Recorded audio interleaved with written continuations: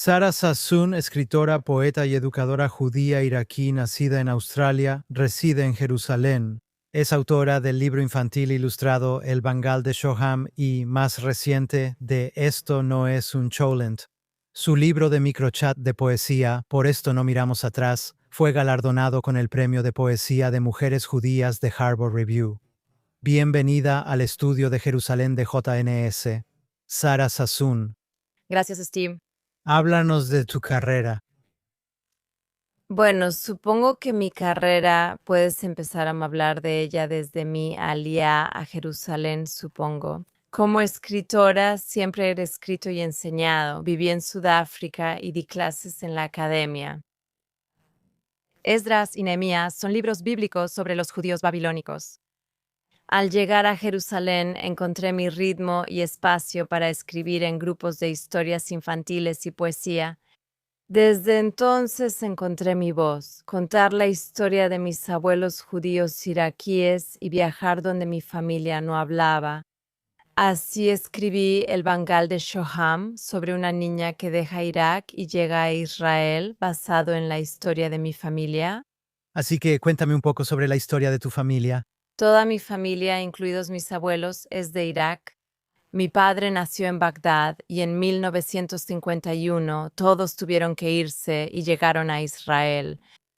En los años 60 se mudaron a Australia. Por eso nací en Sydney, Australia, y al crecer en Australia siempre me crié en un hogar de Medio Oriente, con comida y música de allá.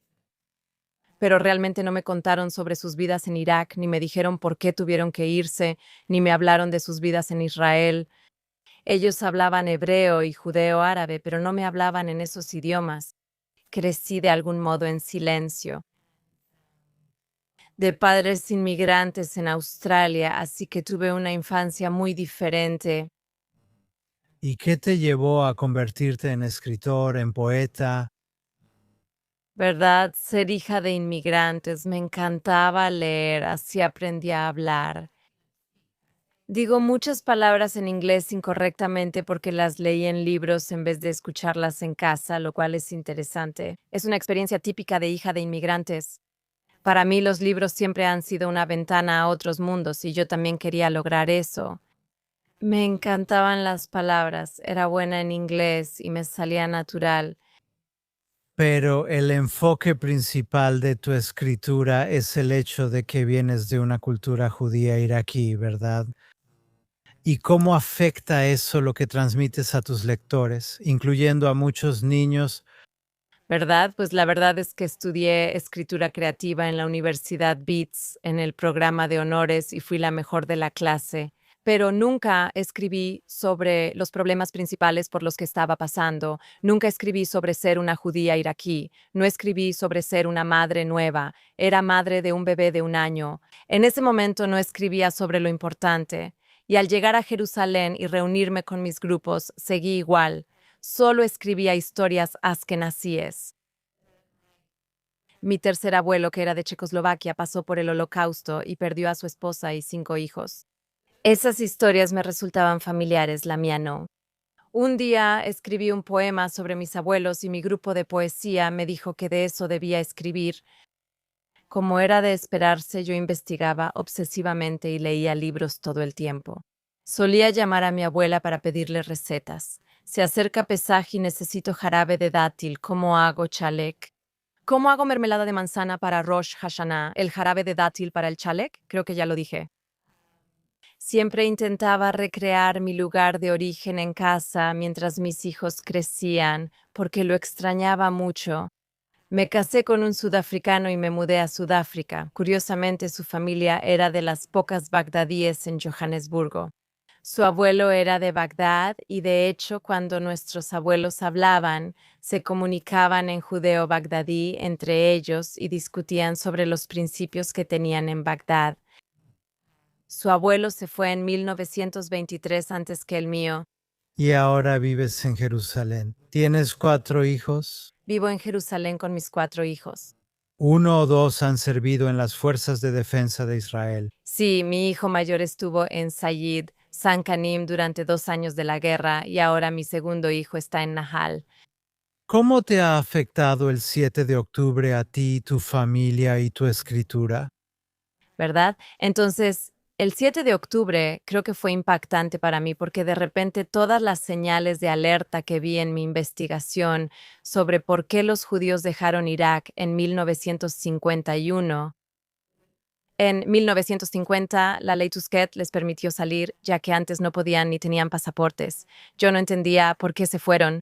Mi abuela llamaba a un lugar el Jardín del Edén, así que tuve que investigarlo. Quería entender cómo era la vida para los judíos en Bagdad, en Irak, cómo vivían.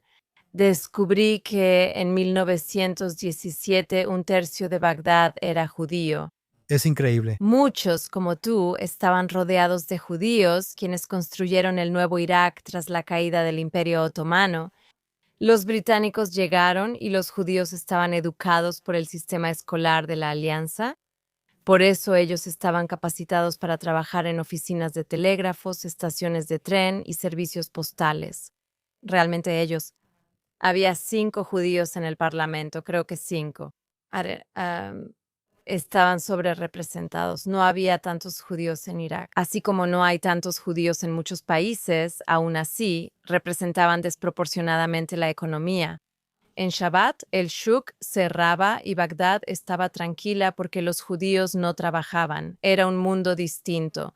Pero, ¿por qué se fueron? La razón fue que en el sistema educativo de los años 30, llegaba la propaganda alemana, crecía el nacionalismo panárabe y todo se orquestaba cuidadosamente. El odio a los judíos permitió el Farhud de 1941, una gran masacre de judíos. Tal vez me desvío un poco, pero todo esto se relaciona con la pregunta. Fue una masacre de turba que inició en una mezquita. Tzvi Yehuda lo menciona en su libro sobre los judíos babilónicos, diciendo que comenzó en una mezquita y fue incitado internamente. Y fue planeado. Y fue el día en que los británicos venían, el día en que los británicos, la región, regresaban. Los británicos habían derrotado al ejército iraquí. ¿Por qué? ¿Qué había pasado en Irak? Hubo un golpe de Estado. En 1941 que derrocó al gobierno que apoyaba a los británicos y era panarabista, nacionalista, alemán, proalemán. Y lo que pasó con eso fue que los judíos estaban en un enorme peligro. Cuando los británicos vencieron al ejército iraquí, los judíos estaban felices. Y así, una de las razones por las que la gente dice que la masacre ocurrió fue porque los judíos habían apoyado al regente. Pero en realidad fue una masacre de vecinos contra judíos. He aprendido entrevistando a iraquíes que, según una anciana, por cada judío asesinado, tenemos 179 nombres de víctimas. Y fue como el 7 de octubre, las violaciones, los saqueos, fue una destrucción total y absoluta en las casas de los judíos. Eso fue lo que resultó tan impactante. Ellos llegaron a las casas de los judíos, las casas estaban marcadas con manos rojas, y esa es la razón. Una de las cosas que he hecho desde el 7 de octubre ha sido alzar la voz contra la mano roja. Aprendí esto antes del 7 de octubre, luego ves manos rojas en etiquetas de celebridades de Hollywood, y yo veo su mano roja. Estoy viendo el Farhud y esas manos rojas en las puertas judías señalando a dónde ir, masacre, pero nuevamente por cada judío asesinado, decían estas mujeres. Hubo judíos salvados por vecinos musulmanes y cristianos. Es sostener ambas cosas, algo que tuvimos que aprender desde el 7 de octubre. ¿Cómo sostienes ambas cosas? Hay musulmanes que dicen querer tomar Israel y matar a cada judío, como dice la carta de Hamás. Entonces, ¿cómo aceptas que musulmanes no puedan hablar contra Hamás? Por ejemplo, dentro de Gaza, dentro de Judea Samaria, esta semana recibí un mensaje en Instagram de un hombre en Judea Samaria. No pudo decirme su nombre, pero contó que trabajó en Israel, iba a Tel Aviv y ama ese país. No puede hablar porque es muy peligroso. Él solo quiere lo mejor para los judíos e Israel y lamenta no poder vivir libremente allí. Esas voces están silenciadas. Supongo que mi investigación sobre eso, los judíos vivieron bien en Irak. Hubo musulmanes que fueron y los mataron en el Farhud e hicieron la vida tan miserable que tuvieron que irse en 1951. Algunos musulmanes querían que los judíos se quedaran, pero no podían expresarlo. Actualmente esa es la situación. ¿Cómo sostener ambos puntos de vista? Gracias a mi investigación puedo hacerlo. Y creo que hay muchísimas personas en Medio Oriente y también dentro de Israel que apoyan a Israel y a los judíos y ven a Israel como una esperanza para las libertades que desean y para las voces que quieren tener. Y eso es lo que impulsa mi escritura. Y tienes muchísimos seguidores en las redes sociales, incluyendo Instagram, como mencionaste, pero tu mensaje ahí es esencialmente uno de esperanza. Y que personas como tú que tienen orígenes en países árabes podrían realmente proporcionar la clave para un puente, si lo quieres ver así, hacia el futuro. Creo que sí es sencillo. Siento que vivimos en un mundo de política, no de personas. A veces la política nos quita nuestro sentido personal de poder. Cada persona puede elegir y si decide ver el mundo diferente a los periódicos, puede preguntarse, ¿qué es lo correcto aquí? ¿Qué es un acto de amor, de bondad o de luz? ¿O es odio? ¿Es una palabra de odio muy humano? ¿Esto crea algo? Am, Bondad en el mundo y suena tan simple y quizá ingenuo, pero de verdad si cada persona pudiera hacer eso. Y estamos totalmente en contra de cualquiera que dañe la armonía, así que tenemos que hacerlo. Por un lado es como la imagen de Chemya, cuando están construyendo los muros de Jerusalén, cuando regresan, la gente está construyendo los muros. Los samaritanos amenazan a los judíos para impedir que reconstruyan los muros de Jerusalén y estén seguros. Entonces, ¿cómo construyen los muros? En una mano tienen el martillo para construir y en la otra mano tienen la espada. Así que, por un lado, tenemos que ser muy claras sobre lo que queremos construir. Queremos construir hogares seguros, sociedades seguras, basadas en la convivencia y el respeto mutuo, y un respeto que viene desde el hogar. Respetamos la protección de nuestras familias, pero también tenemos la espada. Quien se atreva a dañar nuestro espacio protegido atenta contra la vida en una sociedad pacífica. No tendremos piedad contigo, no puedes venir con tu odio y no te daremos espacio, no te daremos tiempo, tendremos que hacerlo. Estos son mis 2 hijos en el ejército. Los ejércitos israelíes defienden el país y a cada persona en Israel, sin importar si son judíos, musulmanes, drusos o cristianos, debe defender a los israelíes. Y no se trata de religión, no se trata de cultura, se trata simplemente de humanidad básica y solo tenemos que volver a la humanidad básica sin política. Y por eso en todo el espectro habrá extremistas, pero eso no significa que debas eliminar a toda una cultura o a un pueblo. Las personas son clave, algunas sociedades han sido tomadas, por eso valoro tanto la educación. Debemos insistir en que la educación promueva mensajes de crecimiento y construcción, no de odio ni victimización. No me identifico, sobre todo por mi origen. ¿Crees que las alianzas que Israel ha formado con algunos países árabes, como en los acuerdos de Abraham y desde el 7 de octubre también, donde los países se han alineado con, si te gusta Israel y ya sabes, en contra del eje de Irán y los otros países que están tan en contra del Estado judío? ¿Ves alguna esperanza de que tal vez algún día países árabes como Irak puedan ser incluidos en el grupo? Esa es la esperanza, amigos iraquíes. Tengo un gran amigo de Bagdad. Él trabaja en un banco, tiene esposa e hija y le interesa mucho la política. Le gusta, entiende la situación y confía en los acuerdos de Abraham. Muchos iraquíes también lo esperan. Mientras el régimen iraní siga en el poder, Irak seguirá siendo su proxy y no habrá oportunidades ahí por ahora. Ni siquiera puedes hablar sobre el secado del río Tigris sin ser procesado. Hay tanto silencio que hablar con una israelí como yo es pena de muerte. Desde nuestra perspectiva occidental, no entendemos lo que es vivir en Medio Oriente ni podemos verlo con ojos occidentales. Necesitamos entrar a Medio Oriente desde una perspectiva de Medio Oriente, desde la cultura de Medio Oriente, y necesitamos hablar su idioma, y ese es el idioma de la familia. La familia es lo más importante en Medio Oriente y hacemos todo para proteger a la familia. Y así lo hermoso de los acuerdos de Abraham y la forma en que se cuenta, la narrativa de esto es, somos los hijos de Abraham. De pronto recibimos otra misión. Ambos somos hijos de Abraham. ¿En qué mundo queremos vivir? Eso es lo que me falta. La gente en política pregunta, ¿dónde está la visión de lo que queremos para Medio Oriente? A muchos les conviene que Medio Oriente arda, pero no a la gente común. No le conviene a quienes se me acercan, comparten sus historias y dicen amar mi trabajo porque les da esperanza y una voz. Ve simplemente a la persona común y sencilla y si somos honestas, el mundo está formado por personas comunes. Personas que solo buscan mantener a sus familias y disfrutar una buena cena juntos. Y por eso tu voz es tan importante, pero regresemos un poco a tu escritura mientras nos acercamos al final de la entrevista. Es un título tentador. Cuéntame más sobre esto, no es un desafío. Esto no es un desafío, solo trata de las batallas de mi abuela.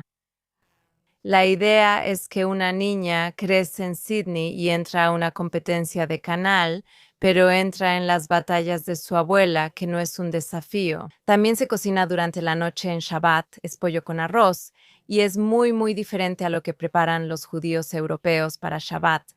Mientras corta cebollas, tomates, jengibre y ajo, todos le dicen que eso no es un desafío. Su abuela la acompaña y le dice, no te preocupes, este platillo especial ha pasado por muchas manos y tierras. Estar aquí, y eso es lo que realmente quiero ofrecer. Esa tradición es algo de lo que podemos estar muy orgullosas, sin importar de dónde vengamos, y nos da raíces. Pero también para que podamos compartirlo con otras personas y crear comunidad a su alrededor, una nueva comunidad. Mi abuela tuvo que mudarse de Irak a Israel y vivir en campamentos de tiendas, donde la vida era muy difícil. En los 60 se mudó a Sydney con sus 8 hijos. Tuvo una vida intensa, pero siempre fue positiva y alegre y me enseñó a compartir lo que tenemos. Y espero que cuando escriba lo haga desde ahí.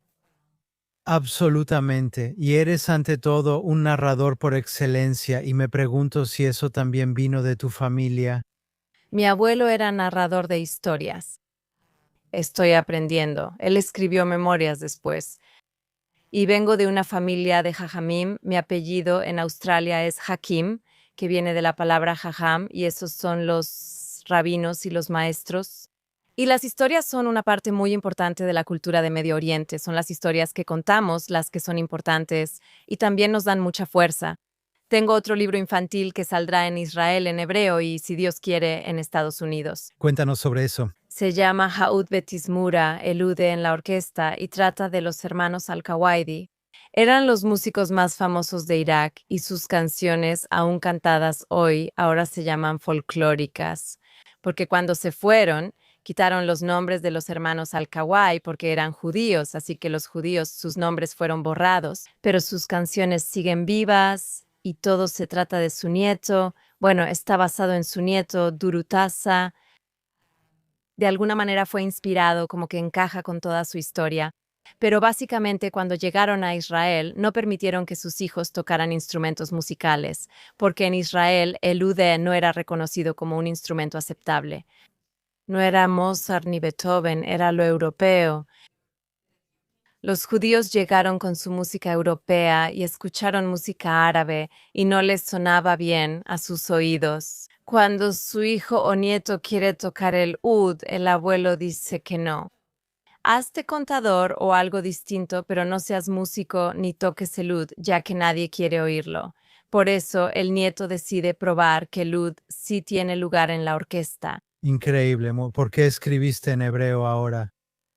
Porque mis historias son esencialmente historias tan del Medio Oriente que también tienen que ser escuchadas en Israel. Mi papá y sus hermanos pasaron por momentos muy difíciles cuando llegaron aquí. Había tanta vergüenza por venir de países árabes que les impusieron, aunque su cultura era muy rica. Hay mucho de qué sentirse orgullosos. Creo que mi generación es la segunda o tercera que puede venir y decir, amamos los hogares donde crecimos y queremos compartirlo. Mi tío en Los Ángeles fue a una charla mía sobre Sharam Bengal y dijo, por primera vez estoy orgulloso de ser un judío iraquí. No sabía lo mucho que debía estar orgulloso y él nació en Bagdad. Tenía 6 años cuando se fue. Así que él tenía mucho de qué estar orgulloso. Y aún así, les quitaron tanto, porque llegaron aquí sin nada, habían perdido todo lo que perdieron. ¿Cómo resumes 2600 años de historia judía babilónica en un campamento de tiendas? Por eso me concentro en las historias de Ezra y Nehemía, la segunda restauración, que es lo que también estoy recuperando. Hay tanto en esos libros que, en paralelo a lo que sucede hoy, los mismos problemas que tenían en tiempos bíblicos los tenemos ahora. Problemas de liderazgo, problemas de quién es judío, problemas de cómo construimos una identidad judía. Como judíos de la diáspora en un nuevo país, ¿cuál es nuestra misión y papel? Ahora en el mundo todo ha cambiado y eso es lo que necesitamos abordar ahora, pero con mucha alegría y esperanza, porque sí, la realidad es sombría. El 7 de octubre fue sombrío. Los últimos 2 años de la guerra. Como madre de un soldado, sé lo difícil que ha sido y ha sido devastador. Y aún así, las flores están creciendo, hay flores de almendro en los árboles. Nos debemos enfocar en que suceden cosas buenas. Hay personas de Medio Oriente que quieren creer en Israel y que Israel compartirá su...